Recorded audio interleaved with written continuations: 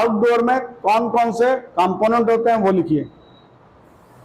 Outdoor में सबसे पहले आपको मिलेगा एक फैन मोटर जो कि हीट को रिड्यूस करता है, लिखिए वो भी बात, फैन मोटर जो कि हीट को रिड्यूस करता है। आउटडोर में फैन मोटर हीट को रिड्यूस करता है। ये आपको बड़े बड़े रेफ्रिजरेटर में भी मिलेगा। 400 लीटर से तक में आपको फैन मोटर मिलना शुरू हो जाएगा। कंडेंसर के पास एक्स्ट्रा दिया रहता है वो, लेकिन छोटे छोटे मशीनों में वो फैन नहीं मिलेगा आपको, क्योंकि वहां उतना हीट नहीं हो रहा है, वो हवा के दौरान अपने हीट को रिड्यूस कर लेगा। लेकिन बड़ा बड़ा जो मशीन होता है उसमें आपको एक फैन मोटर मिलेगा। तो टोटल चीज एयर कंडीशन रेफ्रिजरेटर एक ही चीज है, दोनों सीड लाइन पे चल रहा है, दोनों रेफ्रिजरेशन साइकिल है। ठीक है, विंडो स्प्लिट, कंप्रेसर हो गया। तीसरा कंडेंसर,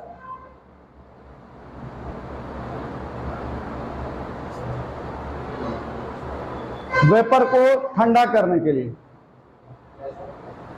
कंडेंसर वेपर को ठंडा करने के लिए और उसको लिक्विड रूप में लाने के लिए, लिक्विड में लाने के लिए, लिक्विड में लाने के लिए। V E V A V V V U V V A L V भी लेगा। वाल्व, वाल्व कौन सा कार्य करता है?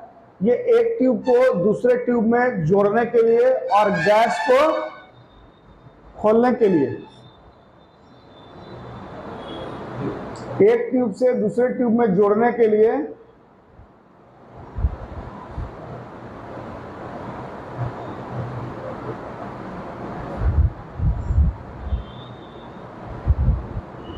और गैस को खोलने के लिए।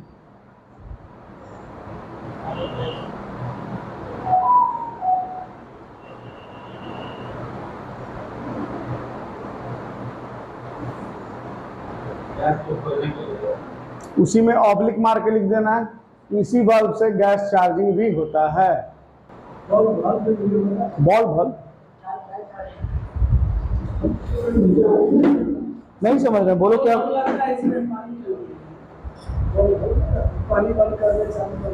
हमें उस टाइप का ये बल्ब नहीं मिलेगा। यहाँ से जैसे वो बल्ब में पानी का ड्रॉपेज होगा तो कोई प्रॉब्लम नहीं आएगा, लेकिन यहाँ पे एक बूंद भी अगर गैस निकल रहा है तो गैस लीक कर जाएगा। आगे लिखिए कैपेसिटर।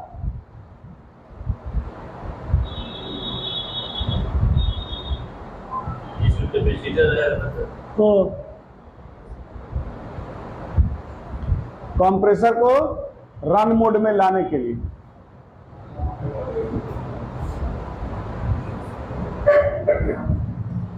बैठिए।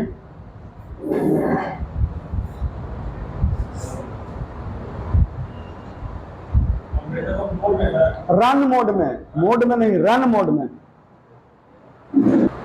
एक पार्ट और होते हैं, किसी में एक ही कैपेसिटर से दोनों चीज चलता है। जैसे कि मैं बता रहा हूं, एक आप ये कैपेसिटर देख रहे हैं, ये आपका विंडो में भी मिलेगा और स्प्लिट में भी मिलेगा। हाँ, अगर इस टाइप का कैपेसिटर लगा हुआ है तो इसमें इस टाइप का कैपेसिटर नहीं मिलेगा, एक कैपेसिटर और होंगे। अब तीनों कैपेसिटर में तुम लोग को अंतर दिख रहा है। इस कैपेसिटर में कितने पॉइंट हैं? 3। इस कैपेसिटर में 2 पॉइंट। तो जब इस टाइप का कैपेसिटर होगा तो उसमें ये भी कैपेसिटर होगा। अगर इस टाइप का हुआ, विंडो हो या स्प्लिट हो, तो ये भी मिलेगा और ये भी मिलेगा। अगर इस टाइप का कैपेसिटर हुआ तो ये नहीं मिलेगा और ये नहीं मिलेगा, वो अकेला ही काफी है। आउटडोर में रहता है। आउटडोर में स्प्लिट में होगा और विंडो में पीसीबी के अंदर। एसी के अंदर। जी एसी की ही पढ़ाई हो रही है। जैसे आउटडोर का पार्ट है। एयर कंडीशन की पढ़ाई दोनों एक साथ चलती है, विंडो भी स्प्लिट भी। डीसी की तरह नहीं होगा कि डीसी अलग और जीएनएफ अलग, दोनों में सारा सामान एक है। मोटी मोटी बात को समझ लो। देखो विंडो इस तरीके का मिलेगा। यहां हो गया कूलिंग कॉइल सबसे फ्रंट में, इसके बैक में हो गया कंडेंसर। एक मोटर लगा रहेगा जो पीछे भी हवा देगा और यहां ग्रिल से भी हवा निकलेगा। ठीक है, यहां पीसीबी हो गया। अब ये हो गया स्प्लिट।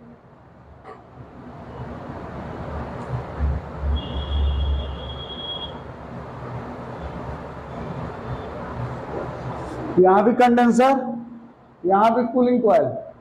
यहां से दो पाइप निकलेंगे और यहां से दो पाइप निकलेंगे। इसको जोड़ने का कार्य आपको करना है। इसको बोलते हैं स्प्लिट और इसको बोलते हैं विंडो। वो नट पे टाइट हुआ, फ्लेयर नट पे। जब भी आप खोल सकते हैं, जब भी आप इसको निकाल सकते हैं, जब भी आप इसको इंस्टॉल कर सकते हैं। स्प्लिट विंडो में क्या होता है कि सारे पाइप जो हैं वो सिस्टम के हिसाब से सारे जुड़े होते हैं और ब्रेजिंग किए होते हैं, वहां कुछ करना नहीं। विंडो और स्प्लिट दोनों में बस इतना ही अंतर है कि विंडो में कंपनी पाइप जोड़ के देती है एक ही बेस पे, लेकिन स्प्लिट में क्या होता है, ये यूनिट अलग और ये यूनिट अलग। इसके बीच के लिए दो पाइप देंगे जिसको कॉपर ट्यूब बोलते हैं। एक होगा क्वार्टर का, एक होगा हाफ का, एक होगा क्वार्टर का, एक होगा 5/8 का, एक होगा क्वार्टर। क्वार्टर तो रहना ही है, अगर वही 1 टन हो गया तो 316 में आ जाएगा वो। तो वह पाइप की लंबाई चौड़ाई मोटाई ये सब आपको पता चलने लगेगा। कब? जब आप इस कार्य को करने जाएंगे। दोनों एयर कंडीशन एक ही रूल पे चलता है। कंडेंसर कंडेंसेशन करेगा, कूलिंग कॉइल इवोपरेशन करेगा। पाइप जो है वो गैस को आदान प्रदान करने का काम करेगा। यहां भी वही होगा, गैस को आदान प्रदान करने का काम करेगा। कंप्रेसर से गैस निकला तो जब कंप्रेसर से गैस निकलता है तो वो किस मोड में होता है, किस स्टेट में? गैस के मोड में। कंप्रेसर से रेफ्रिजरेंट निकलता है किस स्टेट में होता है? वेपर में। आपने क्यों बोला गैस में? आप बताओ। वेपर में। आप बताओ, आप बताओ वेपर में टेम्परेचर क्या होता है? आप बताओ, आप बताओ, आप बताइए। आप नहीं। हाई टेम्परेचर और हाई प्रेशर में होता है। डीसी में भी यही पढ़े हो, डबल डोर में भी यही पढ़े हो, यहां भी वही होगा, क्योंकि ये भी रेफ्रिजरेशन का एक भाग है। जहां जहां सील्ड लाइन और रेफ्रिजरेशन सिस्टम होगा वहां वही चीज होगा, दूसरा चीज नहीं हो सकता है।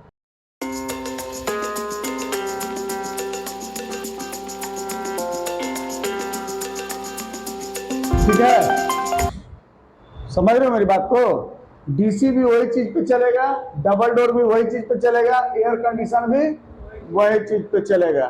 कंप्रेसर होगा, गैस को कंप्रेस करेगा, रेफ्रिजरेंट को कंप्रेस इतना कर देगा कि वो लिक्विड रूप से वेपर रूप में आ जाएगा। मतलब लिक्विड स्टेट से वेपर स्टेट में वो आएगा। वो क्या होगा? हाई टेम्परेचर और हाई प्रेशर। तो कंप्रेसर से निकल के वो सबसे पहले कंडेंसर पे जाएगा। कंडेंसर पे जाएगा तो कंडेंसर क्या करेगा? उसका स्पीड को तोड़ेगा, धीरे धीरे धीरे धीरे धीरे धीरे। फिर वैसे ही करते करते जैसे ही वो बीच में आ जाएगा तो वहां क्या हो जाएगा? वो रेफ्रिजरेंट किस किस स्टेट में होगा?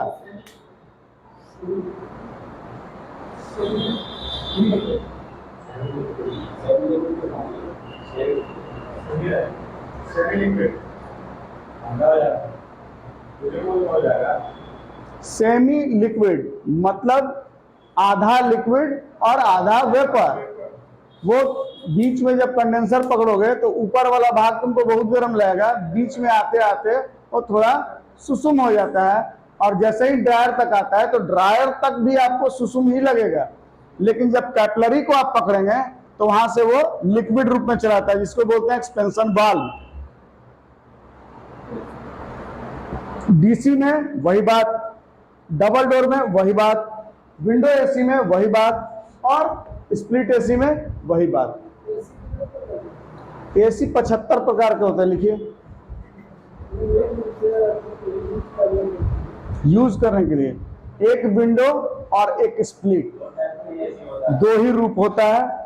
अब ये सिस्टम को आप समझिए कि किसी में ये लगा इंडोर, ठीक है, आउटडोर वही रहेगा। किसी में लगा क्यूब टाइप, आउटडोर वही रहेगा। किसी में लगा कैसेट टाइप, आउटडोर वही रहेगा, ठीक है। अब आ जाइए डीबीआर पे। ये आप जब भी मिलेगा तो मॉल में मिलेगा, हॉल में मिलेगा, या फिर ऐसे होटल में जहां पे बहुत सारा एसी की जरूरत है, उन्होंने लगाया डीबीआर, इसलिए कि दो मशीन होंगे उनके ऊपर आउटडोर। अगर देख लो, एक आउटडोर एक स्प्लिट, एक आउटडोर एक क्यूब, एक आउटडोर एक कैसेट, यही चल रहा है ना।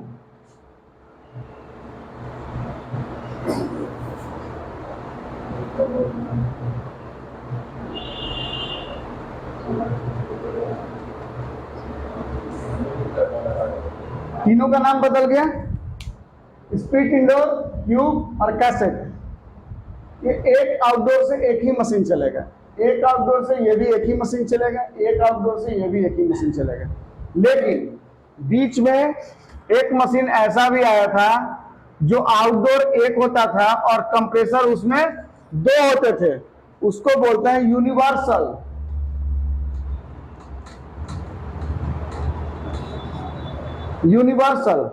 यूनिवर्सल से क्या होता था कि आउटडोर एक और अंदर का जो भाग है वो दो, ठीक है। मतलब मेरे पास आउटडोर लगाने का जगह नहीं है तो यूनिवर्सल खरीदते हैं कि एक ही जगह से, एक ही फैन से दोनों कंप्रेसर का काम हो रहा है, ठीक। कंडेंसर भी एक, लेकिन इंडोर दो। उसका कंडेंसर इतना मोटा होता है, उसको भी दो भाग में बांटा रहता है, एक भाग इधर वाले के लिए, एक भाग इधर वाले के लिए। इसको यूनिवर्सल बोलते हैं। यूनिवर्सल कहाँ लगता था, जैसे बड़ा दुकान है उसमें, और जगह भी नहीं है उसके पास, तो एक आउटडोर लगा दिए और दो इंडोर लगा दिए। तो ये चलता कैसे है यूनिवर्सल, एक ऑन एक ऑफ, एक ऑन एक ऑफ। आप एटीएम में जाओगे तो दो मशीन लगा रहता है, क्योंकि यूनिवर्सल बंद कर दिया गया, अब यूनिवर्सल नहीं मिलता है। तो एटीएम में जब भी तुम पैसा निकालने के लिए गए होगे तो आप देखे होगे कि वहां दो एयर कंडीशन लगा रहता है। गौर से देखना है, या तो एक इस तरफ होगा या तो एक इस तरफ होगा, यानी तो दोनों एक ही साइड होगा, ठीक है। तो यूनिवर्सल मार्केट से खत्म हो गया, इसलिए अब दो आउटडोर दो इंडोर लगा के रखते हैं। होता क्या है कि एक बंद और एक स्टार्ट, एक बंद और एक स्टार्ट। एटीएम कितना बड़ा रहता है, 10 बाई 10 से ज्यादा बड़ा नहीं होता है, नहीं तो उससे कम ही होता है। अब उसमें दो एसी लगाने का प्रावधान, एक एसी पे लोड ज्यादा पड़ेगा। आप जो एटीएम कार्ड से पैसा निकालते हो उसके अंदर भी बहुत सारा मशीन लगा हुआ है, उसका हीट कहाँ जाएगा, तो वो लेटेंट हीट को खींचेगा। तो एक मशीन को, जैसे बहुत पहले पढ़े होंगे मैथमेटिक्स में, एक बैल एक कट्ठे जमीन को 1 घंटा में जोतता है, तो उसी 1 कट्ठे जमीन को 2 बैल कितने घंटे में जोतेंगे। पढ़े हो, हिंदी मीडियम में सब होता था, अंग्रेजी मीडियम में नहीं होता था। बताइए कैसे। सबसे कैपेसिटी लेते हैं तब तक चलने का सब रूम करवा के लेके ना तब चलने का ऐसा ही नहीं रहता है। तब पहले तो ये बोले आप, लेकिन कैपेसिटी क्या देखिए, दो बैल मिलके चलता है, दो बैल मिलके चलता है। अरे वो तो हमको ही मालूम कि 2 बैल नहीं रहे तो जुताई ही नहीं होगा। लेकिन क्वेश्चन यहाँ क्या है, एक बैल अगर 1 कट्ठे जमीन को, चलो इसको हटा दो, बैल हटा दो, बैल में कंफ्यूजन हो रहा है। एक हौज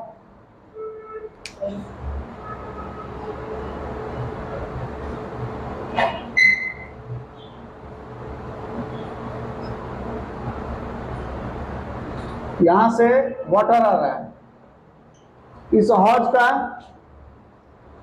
50 लीटर कैपेसिटी है। यहां से पानी जितना फोर्स में आ रहा है, ये 50 लीटर भरने में 1 घंटा लगाया, ठीक है। अब एक और नल हम लगा दिए, यहां से भी प्रेशर उतना ही है। तो अब जब 1 आवर लग रहा था यहाँ, तो अब 2 नल लगा दिए, तो ये कितना देर में भरेगा? हाँ, आधा घंटा में भरेगा।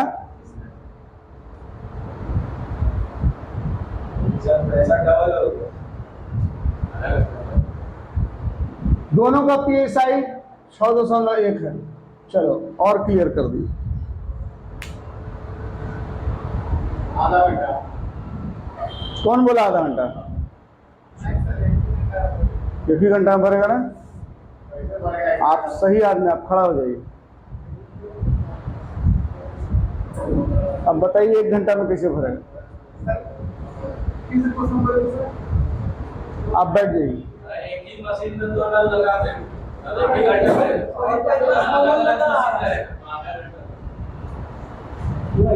आपको हमने कंफ्यूजन हटाया कि मैं 1 से 2 नल नहीं लगाया, एक पाइप से 6.1 PSI आ रहा है, दूसरे नल से भी 6.1 PSI आ रहा है, तो दोनों का प्रेशर उतना ही है। तो यहाँ ये 1 घंटा में भर रहा है ये हौज, तो दूसरे से भी पानी आ रहा है उतना ही प्रेशर में, तो ये हौज कितनी देर में भरेगा? 1 घंटा में भरेगा। बाल्टी में पानी नहीं पड़ेगा, एक नल से चलाएंगे तो कुछ कितना लगेगा, 9 नल से चलाएंगे तो पड़ेगा। PSI आपको हम 1 दिखा रहे हैं, प्रेशर स्क्वायर इंच। ये नहीं है कि एक ही नल से, जैसे ये पानी आया, यहाँ पे हमने T लगाया, T लगाने के बाद 1 नल यहाँ से दिया और 1 नल यहाँ से दिया, तो यहाँ पे आप कह सकते हो कि 1 ही घंटा में भरेगा, क्योंकि यहाँ पे PSI वैल्यू 6.1 है, तो इधर 3 तब ये 1 घंटा में भरेगा। लेकिन अगर ये और ये दोनों का PSI अलग अलग है, तो ये हाफ एन आवर में भर जाएगा, ठीक है। इसीलिए यूनिवर्सल को सिखाने के लिए सबका जरूरत पड़ता है। यूनिवर्सल या फिर 2 ठो आपका एयर कंडीशन लगा हुआ है। आप लोग ATM गए होंगे, ATM कौन कौन गए हैं पैसा निकालने? ATM है आप लोग के पास? सबका नंबर और अकाउंट नंबर हमको फॉरवर्ड कर देंगे, है चाहे नहीं, उससे कोई मतलब, लिख के आज कॉपी में दे देना। तो जब ATM में आप जाते हो तो मजा आता है।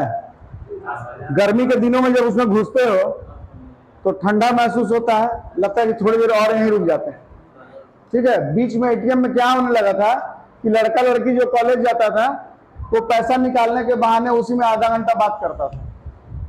होता था या नहीं? न्यूज में पढ़े हो? नहीं। यूट्यूब पे देखे हो? यूट्यूब कौन कौन देखता है? रील कौन कौन बनाता है? कोई नहीं, रील नहीं बनाते हैं। आज ये लास्ट में डांस करेगा, तुम YouTube पर उसका रील बनाओगे और एक गाना उसमें लोड कर दोगे और उसको तुरंत वायरल कर देना, ठीक है। रात तो तुम काहे लिए पढ़ो, तुम रील बनाओ ना यार।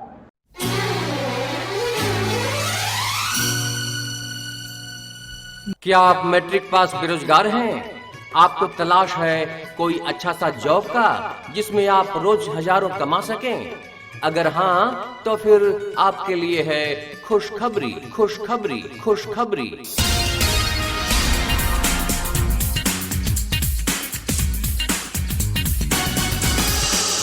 आइए Gilani institute of skills, Rai colony, AIIMS road, Phulwari Sharif, Patna में, क्योंकि गिलानी इंस्टीट्यूट ऑफ स्किल्स पेश करते हैं आपके लिए 3 महीने का refrigeration and air conditioning course, जिसमें आपको सिखाया जाएगा फ्रिज, एसी, वॉशिंग मशीन और microwave repairing and installation, soft spoken और कस्टमर रिलेशन।